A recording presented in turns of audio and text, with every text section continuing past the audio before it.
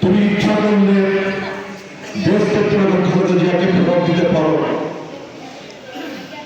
বাংলাদেশের চিকিৎসকদের চেষ্টার কোনো কমতি নাই, চায়নার চিকিৎসকদের চেষ্টার কোনো কমতি ছিল না, যুক্তরাজ্যের চিকিৎসকদের চেষ্টার কোনো কমতি ছিল না। মেডিকেল বোর্ড তারা বসে প্রতিদিন তারা ম্যাডাম খালেদা জিয়ার সার্বিক চিকিৎসার মূল্যায়ন করে পর্যালোচনা করে পরবর্তী পদক্ষেপ পরবর্তী ব্যবস্থা গ্রহণ করছেন। সকলে মিলে প্রাণপণ চেষ্টা করছেন ম্যাডাম খালেদা জিয়াকে বাঁচিয়ে দেওয়ার জন্য, তাকে আবার আমাদের মাঝে ফেরত দেওয়ার জন্য। আমরা বিশ্বাস করি, আমরা সবাই বিশ্বাস করি, কেবলমাত্র সর্বশক্তিমান আল্লাহ বলেন, আসমান জমিনের মালিক যিনি, আসমান জমিনের মালিক যিনি, সর্বশক্তিমান আল্লাহ পাক বলেন দেশকে বেগম খালেদা জিয়াকে আমাদের মাঝে ফেরত দিতে।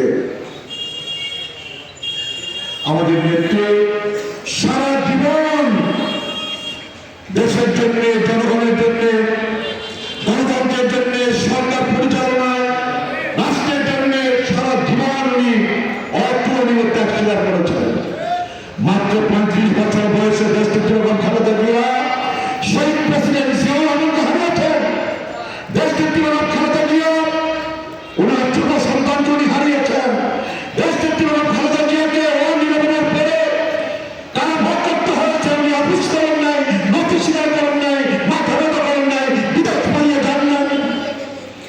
আমার বিগত সরকারের সচেতন হলে মিথ্যা বানোয়ার মামলা দিয়ে সাজা দিয়ে দেশকে বেগম খালেদা জিয়াকে 6 বছর কারাগারে আটকে রেখে চিকিৎসা থেকে বঞ্চিত করে দেশকে বেগম খালেদা জিয়াকে তিলে তিলে মৃত্যুমুখে ঠেলে দেওয়া হয়েছে। ম্যাডাম খালেদা জিয়া আপোষ করেন নাই। ম্যাডাম খালেদা জিয়া পুস্তকা দিয়ে বাংলাদেশ ছেড়ে দেওয়ার সিদ্ধান্ত নিলেন নাই। ম্যাডাম খালেদা জিয়া বাংলাদেশ থেকে পালিয়ে যাওয়ার সিদ্ধান্ত নিলেন নাই। ম্যাডাম খালেদা জিয়া বাংলাদেশের মানুষকে ভালোবাসেন। ম্যাডাম খালেদা জিয়া বাংলাদেশের আলেমকে ভালোবাসেন, মহব্বত করেন, সম্মান করেন।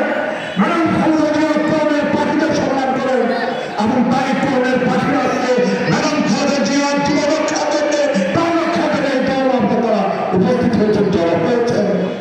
আল্লাহ সারা বাংলাদেশ যার জন্য দোয়া করে, আল্লাহ সারা বাংলাদেশ যার জন্য দোয়ার মজবুর মন প্রাণ সঁপে দিয়ে